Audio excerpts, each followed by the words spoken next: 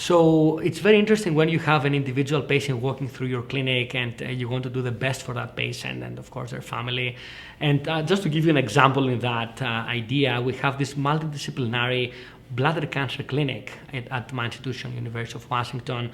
And that's an interesting concept that emphasizes the importance of communication among specialties and the interdisciplinary nature of care that can translate into actually reasonable communication with the patient and potential impact on management and outcomes. So when the patient comes in that particular clinic, at the multidisciplinary bladder cancer clinic, for example, they get, of course, welcome, they get vital, they get roomed. A trainee usually seeing this patient for the first hour, 8 to 9 a.m. And then total of 4 patients are being presented in our multidisciplinary tumor board between 9 and 10 a.m.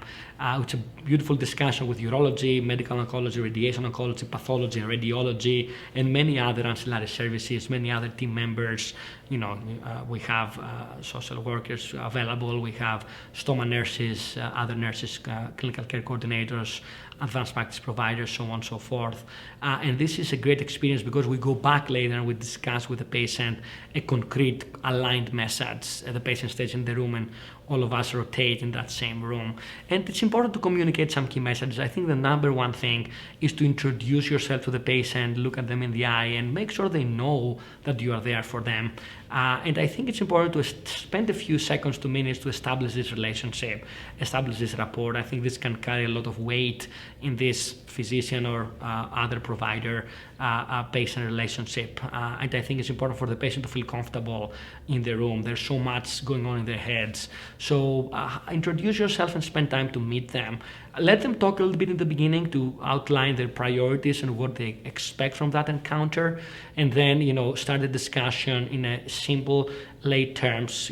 Ask the patient what they want to know, what they expect, and then outline the data in a very simplistic way so they can understand it. And some people have higher health literacy than others, but it's important to make it simple to the patient.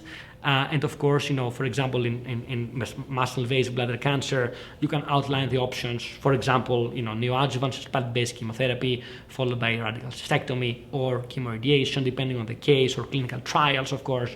And you outline the options in a balanced way, one by one. You stop, make sure the patient understands what you tell them, and sometimes write things down because sometimes people may forget.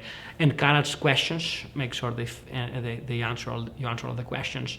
And when they leave, they know they leave with a plan, a concrete and outline for them, and also contact information for them to contact you anytime. In our clinic, we try to align our approaches, and if we have 2 options for the patient, we try to be balanced and outline the pros and cons. And for, again, muscle-invasive bladder cancer, the common dilemma is neoadjuvant cisplatin-based chemotherapy followed by radical cystectomy and lymph node dissection, or chemoradiation. Again, clinical trials can apply for both.